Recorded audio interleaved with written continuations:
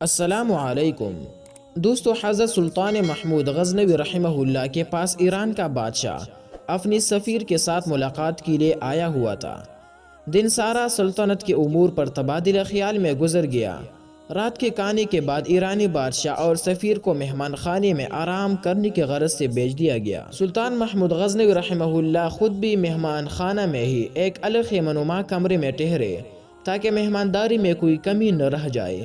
تقریباً نصف رات کے بعد سلطان نے اپنے خیمہ کے باہر کھڑے غلام کو آواز دی، حسن!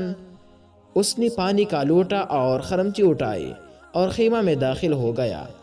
دوستو، ایرانی بادشاہ بڑے خیرت سے اپنے خیمے کے پردے سے یہ منظر دیکھ رہا تھا اور ساتھ ہی ساتھ سلطان محمود غزنوی رحمہ اللہ کے غلام حسن کا باہر آنے کا منتظر بھی تھا۔ جیسے کوئی سوال اس کو بے چین کیے ہوئی تھا۔ جیسے ہی حسن سلطان کے خیمے سے باہر نکلا، ایرانی بادشاہ نے اسے بلایا اور پوچھا۔ جب سلطان نے تمہیں آواز دی، حسن، تو تمہارا حق تھا، پہلے پوچھتے جی کیا حکم ہے آقا؟ تم بنا پوچھے ہی پانی کا لوٹا اور خمچی لے کر سلطان کے خیمہ میں چلے گئے۔ ہو سکتا ہے سلطان کو کسی اور چیز کی طلب ہو۔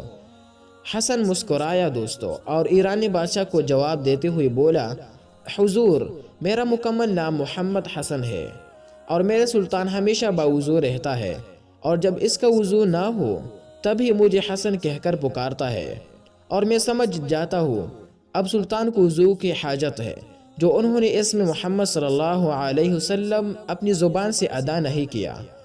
آج تک میرے سلطان نے بغیر وضو کے مجھے محمد حسن کہہ کر نہیں پکارا۔ اللہ اکبر دوستو، یہ تھے وہ ہمارے اسلامی تاریخ کے ہیروز جن کے دلوں میں عشق مصطفیٰ صلی اللہ علیہ وسلم کا ٹاٹے مارتا سمندر تھا، اور کافر مشرک ان کا نام سن کر کانپتے تھے۔